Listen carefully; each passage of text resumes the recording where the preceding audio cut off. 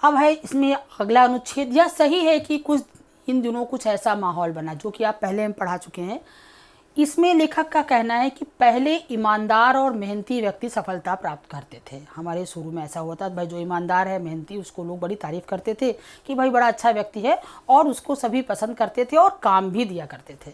लेकिन अब क्या हो गया है, भोले भाले, ईमानदार और मेहनत से रोजी रोटी कमाने वाले गरीबी और विपन्नता का जीवन जी रहे, मतलब उनकी कोई पूछ नहीं है।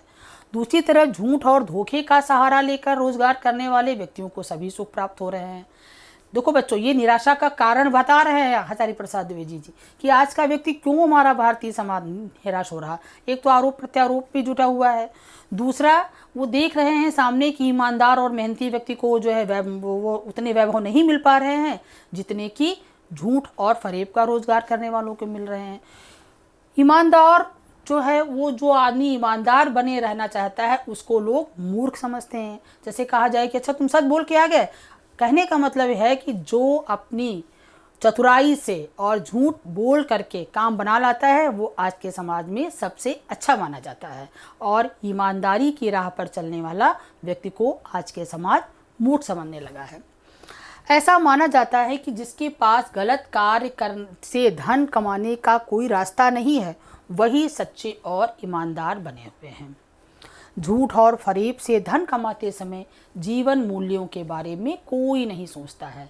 ऐसी परिस्थितियों में जो ईमानदार लोग हमारे हैं, जो आदर्शों पर चलना चाहते हैं, उनका जीवन मूल्यों के प्रति उनका जो विश्वास है, उनके जो आदर्श हैं वो डगमगाने लगे। उनको लगता है क्या हम ऐसे ही बने रहेंगे, हम तो ईमानदार हैं तो भी हम उतना सुखी नहीं हो पा रहे हैं, और जो व्यक्ति बेईमान है वो तमाम तरह के सुख प्राप्त कर रहा है।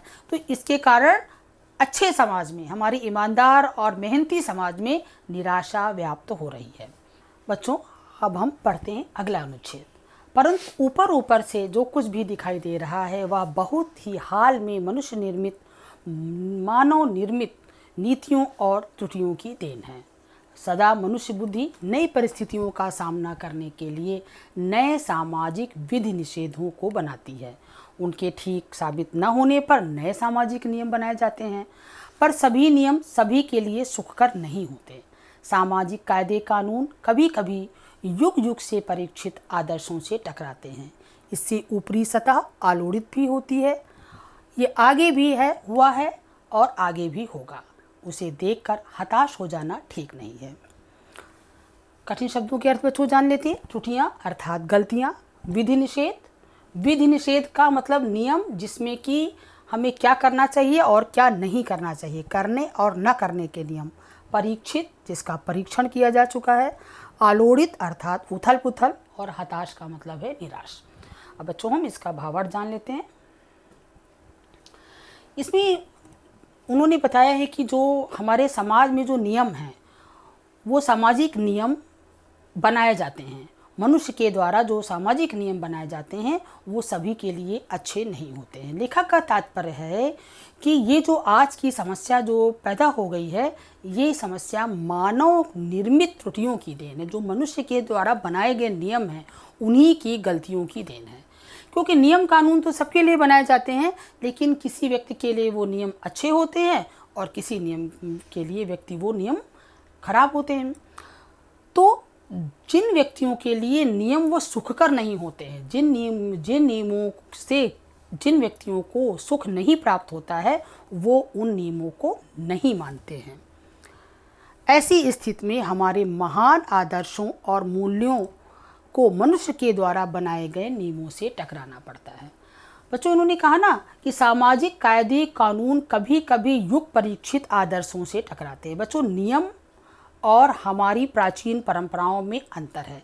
कभी कभी क्या होता है कि जिन आदर्शों पर हम चल रहे होते हैं, हमारे शासन द्वारा नियम उनके विरुद्ध बना दिए जाते हैं। जब नियम विरुद्ध बना दिए जाते हैं तो जो व्यक्ति शुरू से लेकर के आज तक उन आदर्शों को मानता चला आ रहा, वो उसमें बदलाव नहीं करना चाहता है। इसके कारण हमारे आदर्श, हमारे जीवन मूल्य और नियमों के बीच में टकराव शुरू हो जाता है। जीवन मूल्यों और आदर्शों का पालन करने वाले लोगों को लगता है कि अब उनका अस्तित्व समाप्त हो गया है, परंतु ऐसा नहीं है। हमें कभी भी ऐसी स्थिति में निराश नहीं होना चाहिए। हमारे महान जीवन मूल्यों और आदर्शों की महानता हमेशा बनी रहेगी। मतलब ये जो इस प्रकार की जो समस्या है कि जीवन मूल्यों और नियमों के बीच में जो टकराव है वो हमेशा से चला आ रहा है, लेकिन जीवन मूल्य और हमारे आदर्श अभी भी समाप्त नहीं हुए हैं।